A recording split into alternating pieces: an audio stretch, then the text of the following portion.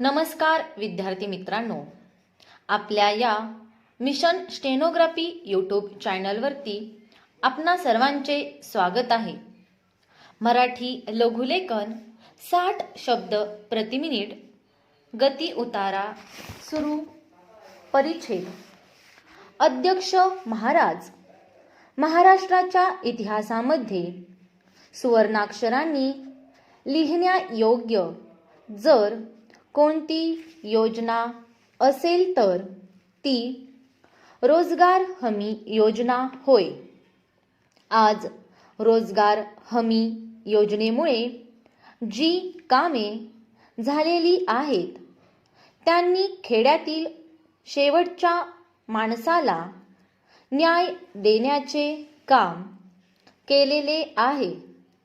सन्माननीय सदस्य श्री देशमुख यांनी ज्या या ठिकाणी 2 सूचना आणलेल्या आहेत त्या सूचनांपैकी या अगोदरच एक सूचना शासनाने मान्य केलेली आहे. अध्यक्ष महाराज, सन्माननीय सदस्यांचा प्रमुख मुद्दा असा आहे की आपण वेगवेगळे झोन पाडलेले आहेत. काही झोनमध्ये 10 रुपये मजुरी आहे, काही झोनमध्ये 6 रुपये मजुरी आहे, काही झोनमध्ये 8 रुपये मजुरी आहे.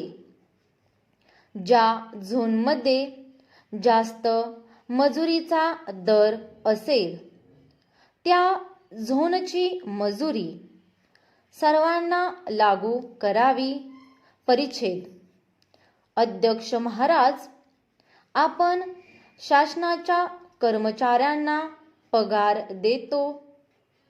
त्यामध्ये मुंबईतील कर्मचाऱ्यांना वेगळा पगार आणि इतर ठिकाणच्या कर्मचाऱ्यांना अधिकाऱ्यांना वेगळा पगार देत नाही. आपण सारखाच विचार करतो, मग या मजुरांच्या मजुरीबाबतच असा का विचार करावा?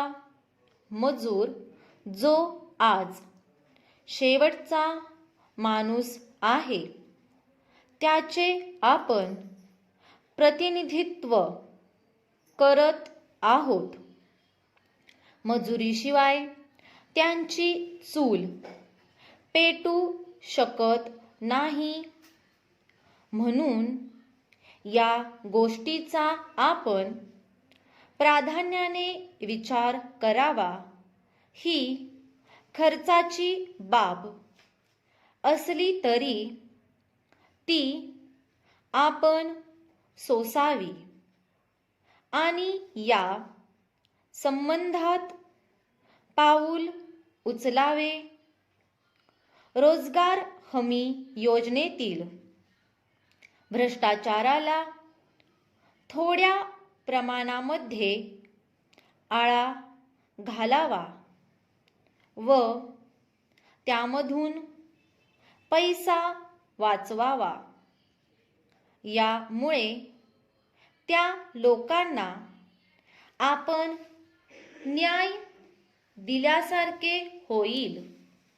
म्हणून त्यांचे मजुरीचे दर वाढवावेत.